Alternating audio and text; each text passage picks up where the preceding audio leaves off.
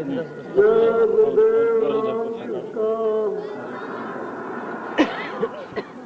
जय गुरुदेव नाम किसका,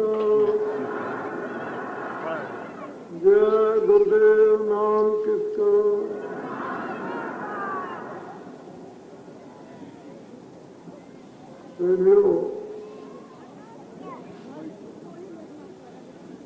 नारियों बच्चे बच्चे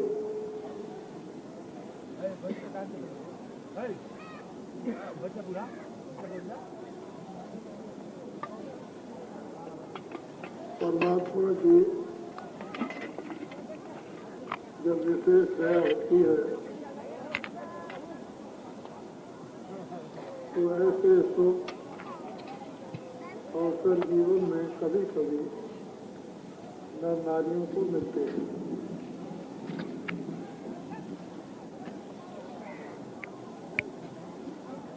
भगवान के अनेकों नाम महात्माओं ने आकर बताया।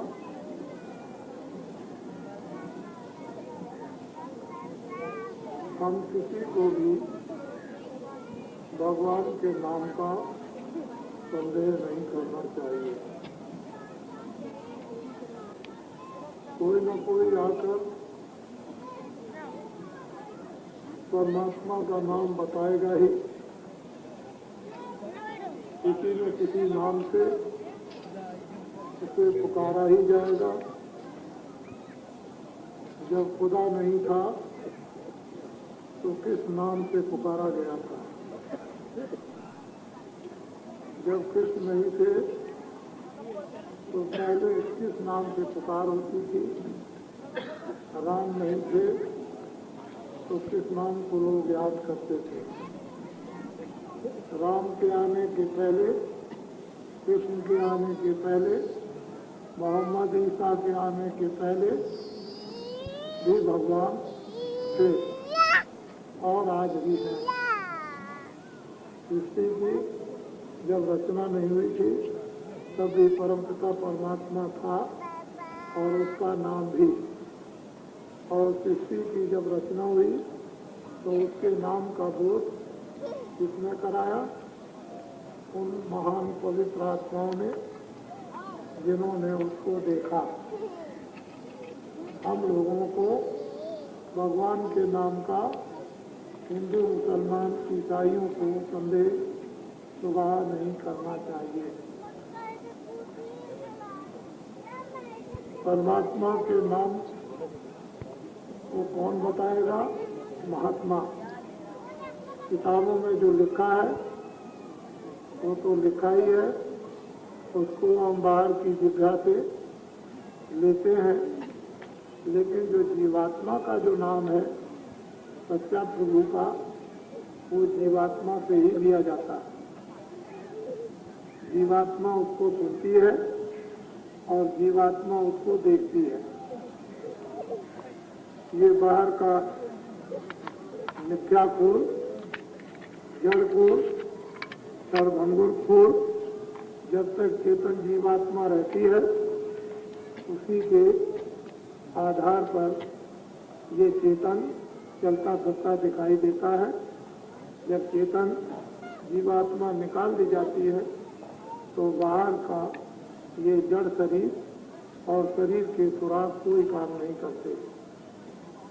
हम लोगों को ये बात समझनी चाहिए कि हमारी आत्मा का सच्चा कौन सा नाम है और किस नाम से जीवात्मा भवसागर नदी पार करती है। किस नाम में अमृत का प्याला है जो लोगों ने पिया था। समय समय पर महान आत्माएं आई और अपने वक्त में उन्होंने उस प्याले को अमृत का पिलाया। हम महात्माओं के नजदीक कुछ समय तक बैठ जाए, सोबत और संगत उनकी करें तो हमारी अज्ञान बुद्धि का पर्दा दूर हो जाए और सद्बुद्धि आ जाए तो ज्यों की त्यों बात सब की सब समझ में आने लगे। लेकिन सोबत संगत हमको मिलती नहीं है।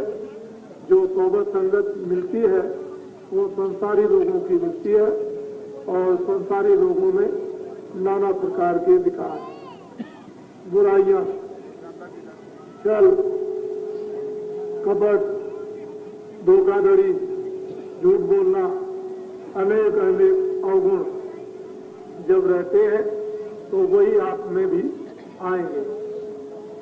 सत्पुरुषों के सोबत संगत से विकार दूर होते हैं और क्षमता, समता, सद्भाव आता है। काम, क्रोध, लोभ, मोह, अहंकार इनकी मात्रा बहुत कम हो जाती है, जरूरत के लिए केवल रहती है।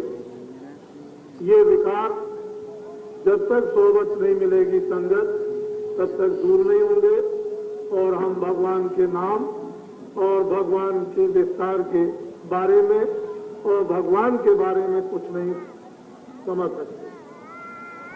महात्माओं ने जो कुछ आधार हम लोगों को बताने का रखा है, वही तौर और तरीका हमेशा चलता रहेगा। उनके तौर तरीके में भेदभाव में कोई फर्क नहीं, कोई अंतर नहीं।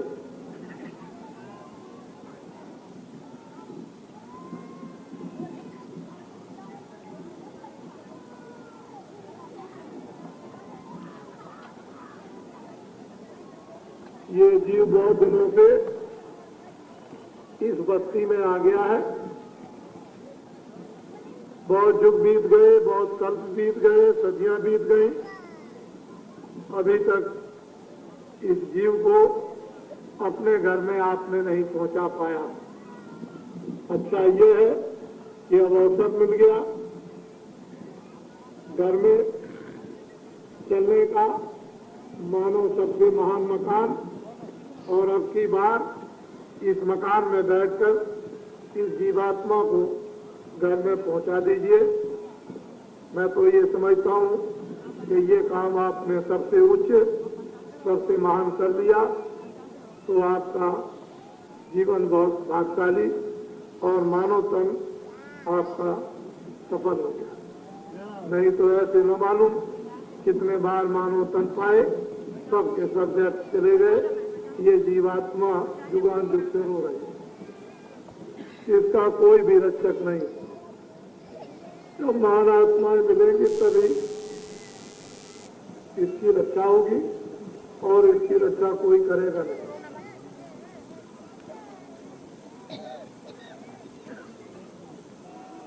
आज मैं आपको थोड़े ही समय तक को सुनाऊंगा, क्योंकि ये जो यज्ञ का कार्य जो आपके सामने पूजा का हो रहा है, कल से प्रारंभ हो गया था। उसकी अग्नि आज तैयार प्रकट की जाएगी। तो समय बहुत कम है। मुझे ऐसा बताया था कि लगभग 2:30 बजे के करीब ये कार्य शुरू होगा, तो मुझे वहाँ रहना पड़ेगा। मैं यज्ञशाला में अग्नि प्रकट होते समय रहूंगा और आप भी जब अग्नि प्रकट रहे तो चारों तरफ यज्ञशाला के परिक्रमा लगाएंगे और जब अग्नि प्रकट होने लगे तो अपनी अपनी जगह पर खड़े होकर देखने लगेंगे। जो जिस कोने पर खड़ा रहेगा सब कुछ आपको दिखाई देगा। कोई ऐसी चीज छुपा करके नहीं रखी गई है कि जहाँ की कुछ दिखाई न दे, सब सामने है। तो थोड़ा ही समय दूंगा, आज 4 घंटे अपना विधिवत लेट के बैठ के जैसे भी समय मिले 4 घंटे भजन करें। भजन का मतलब भागो अपने घर में, भजन का मतलब सुनो भगवान की वाणी, वेद वाणी, आकाश वाणी। जीवात्मा को उस वाणी के साथ जोड़ो और उस वाणी में कशिश खिंचाव, वो आवाज, वो वाणी जीवात्मा को अपने में मिला लेगी और जब मिलाएगी तो एक क्षण मात्र में खींचकर ऐसे ऐसे ऊपर ब्रह्मांडों में फेंक देगी।